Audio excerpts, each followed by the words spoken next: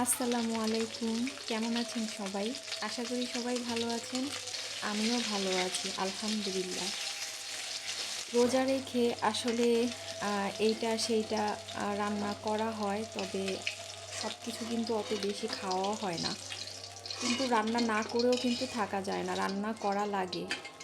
তো আজকে একটু ইলিশ মাছ দিয়ে বেগুন দিয়ে একটু রান্না করব মাখা মাখা করে। খুব ঝোল রাখবো না, আবার ভুনা টাইপেরও না, কারণ ভুনা টাইপের খাবার আমরা একটু কম পছন্দ করি, ঝোল খাবারটাই বেশি পছন্দ করি। থাকে না, এক একজন মানুষের খাওয়ার ধরন এক এক রকম।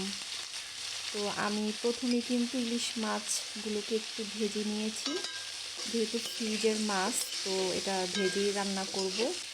আর আমি আলু আর বেগুনটা একটু ভেজে নিব। আলুটা প্রথমে একটু ভেজে নিয়েছি 3-4 মিনিট, তারপর বেগুনটা দিয়েছি। আর হচ্ছে এখন আবার তেল দিয়ে দিব, সেই কড়াইটার মধ্যেই একটু বেশি পরিমাণের পেঁয়াজ দিয়ে দিলাম। পেঁয়াজটাকে একটু লাল করে ভেজে নিয়েছি। এখন দিয়ে দিব হলুদের গুঁড়া, মরিচের গুঁড়া। আদা রসুন বাটা দিব না, কোনো মশলাই দিব না।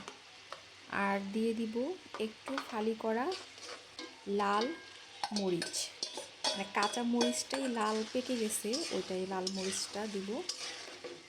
এই তো এখন বেগুন আর আলুটাকে একটু কষিয়ে নিব ভালো করে।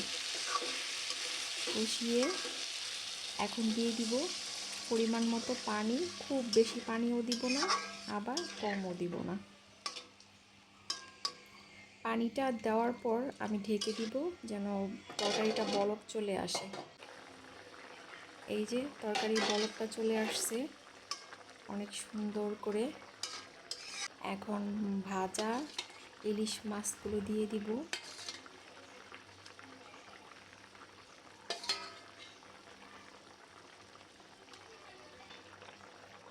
এখন আবার একটু ঢেকে দিব 5 মিনিটের জন্য। এখন দিয়ে দিব কিছু ধনিয়া পাতা, একদম ফ্রেশ দেশি ধনিয়া পাতা। এটা দিচ্ছি কারণ আমরা পছন্দ করি, আর ইলিশ মাছে দেই না, তবে যদি ফ্রিজের হয় মাছ তাহলে দেই, এটা আমরা দেই। এই যে আমার তরকারিটা একদম রেডি হয়ে গিয়েছে। এখন আমি যেই বাটির মধ্যে মাছটা তুলে রেখেছিলাম, ভেজে রাখা মাছটা, সেই বাটিতেই আমি তরকারিটা উঠিয়ে নিব। আর আমি স্টিলের বাটিতেই তুলে নিচ্ছি।